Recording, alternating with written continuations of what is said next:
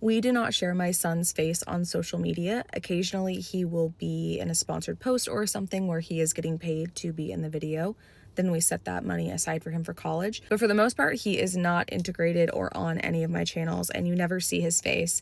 And this is a really spooky story that I think perfectly demonstrates why we have decided to keep my son off of my social media platforms. I was in New York City for a trip, and I was walking down the street and I saw a young teenager walking towards me.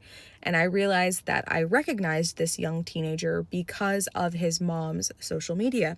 I had been following her for years online at that point, so I knew quite a bit about this young man. Just a stranger in passing, walking down the street.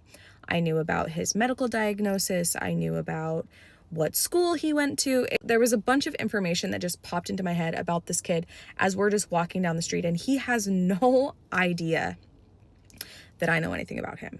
And I just thought that was so profoundly spooky.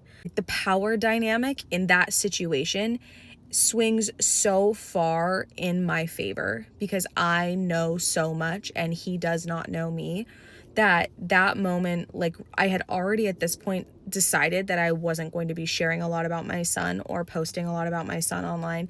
But that situation, that moment really solidified that for me, because I never wanted my son to be moving through the world to have a stranger. I did not approach the teenager. I just want to make that super, super clear. I just saw him. I passed him on the street.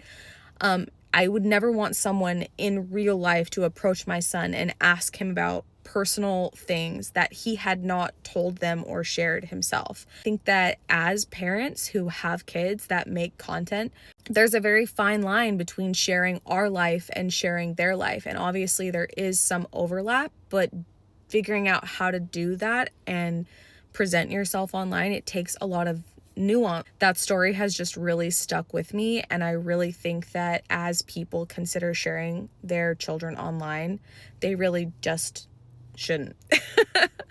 I don't think it's worth it. I really don't.